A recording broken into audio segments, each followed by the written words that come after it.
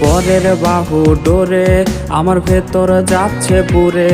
তুই হিনা এই আমিটা তিলে তিলে যাচ্ছে মোরে। আমার পুরুষে পুরুক বুক, তুই কুরারে তোর সুখ, তবু মরার আগেও আমি দেখবো না রে তোর মুখ। আমার মৃত আত্মাটা তোরে ডাকবে একদিন খুব, আমি দেখবো সেদিন তুই ওরে কেমনে রবি চুপ।